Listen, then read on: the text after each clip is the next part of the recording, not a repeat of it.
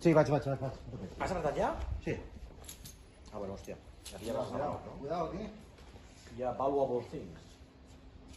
Sí. I dius que no saps com va això? Ok. Focus. Sí. No sé com va. A veure si m'escriu. Però no s'ha de tallar l'ala per tocar coses? Sí, jo crec que he pogut fer. Hi ha coses que ja no m'atreveixo tampoc a tocar.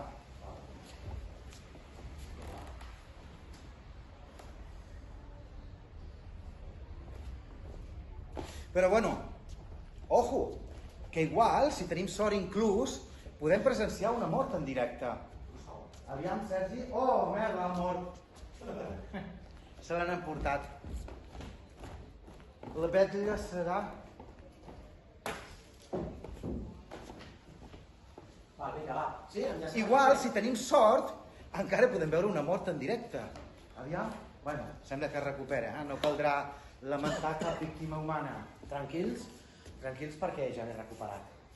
Oh, avui només haureu de lamentar dues coses. La primera és el preu de la cervesa al bar i la segona és el nostre sentit de l'humor. La veritat, Eduard, és que en 2 minuts he fet més exercici que en els darrers 2 anys, Jo et dic una cosa, noto que m'estic fent gran, tio.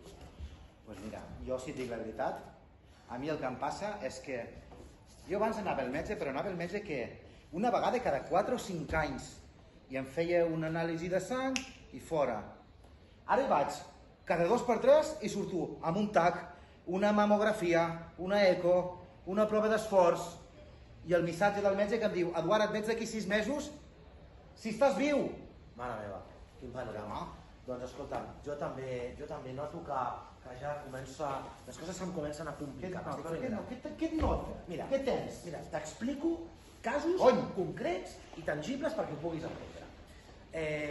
L'altre dia, per exemple, vaig anar a dinar a casa la meva sogra i em va preparar mongetes verdes. Sogra. La sogra que ja sabem que és aquella persona que et prepara les mongetes verdes amb la mateixa dosi d'amor que de rancúnia. Doncs llavors resulta que, clar, habitualment jo un plat de mongetes les hagués llançat al vàter.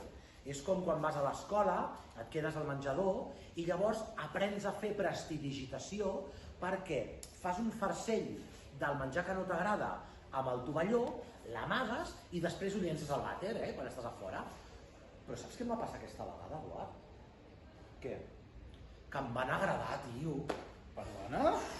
T'asseguro que vaig sentir que el món se'm queia i em vaig visualitzar a mi mateix doncs, que al cap de poc temps començaré a dir frases com ai, quines ganes tinc de menjar alguna cosa lleugera. Sí, em sembla que aquesta nit no supera.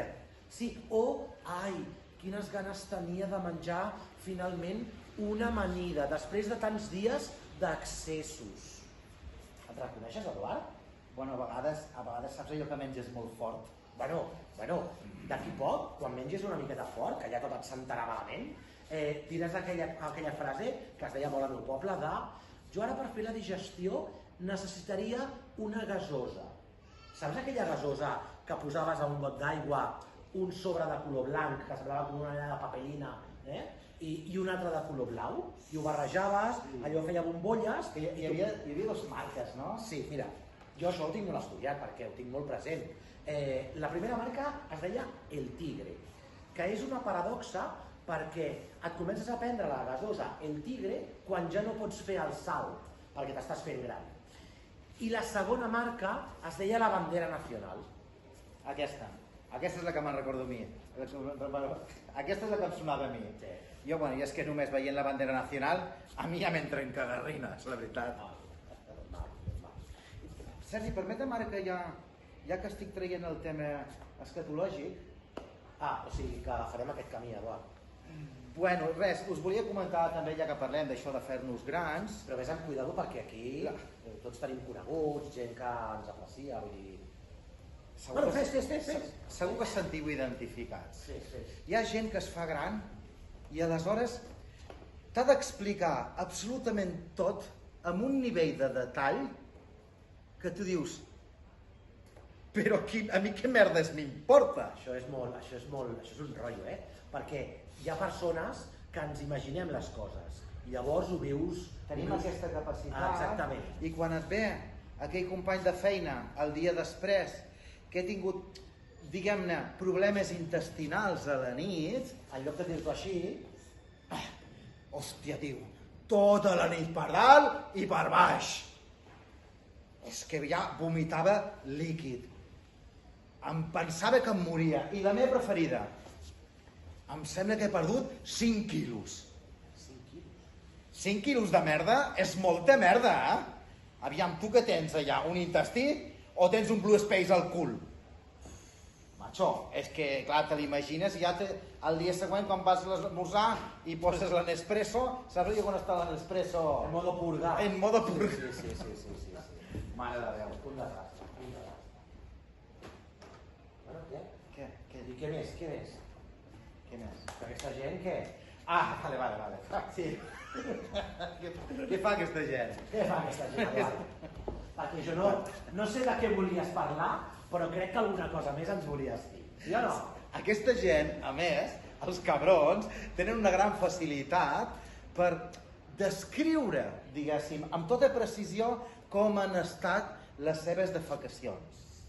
I et parlen de color, de textura, de duresa, de possibilitat de lesió a l'esfínter, interacció química amb el pato UVC. És allò que diem, són els científics de la merda. I també els hi podríem dir científics de merda, perquè no sabés per res, no? Ja. Mira, són gent, Sergi, que tenen tanta... Digues, que ho defineixen amb tanta precisió que inclús te fas a la idea i podries una mica comparar aquestes deposicions amb els graus de cocció d'un entrecot. Què et sembla?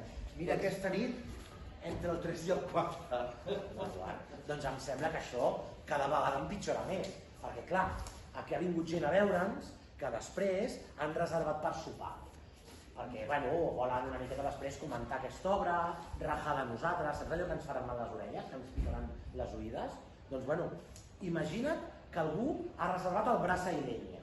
Clar, quan li posin aquell tall amb l'espasa, el tio dirà, no, a mi més aviat em ve de gust una amanideta. Però és que, Sergi, jo ho entenc, però és que aquesta gent, és que, vamos, sembla que els hi faci més il·lusió parlar de les seves deposicions que el dia que va néixer el primer fill. És que només li falta agafar un tros de la seva merda i posar-li i fer-li un perfil a Instagram. Bueno, et diré una cosa, Eduard.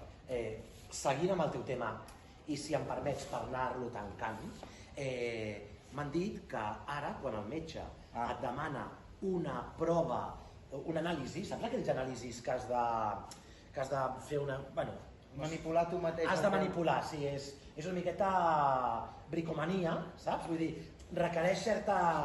No és fer només un pipi, no és una anàlisi de sang, és una... Bueno, podem dir, és una anàlisi de femta.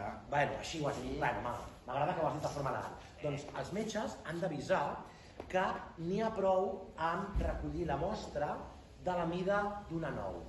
Ara tancaré bé la porta. Tranquil, una nou? De la mida d'una nou, sí.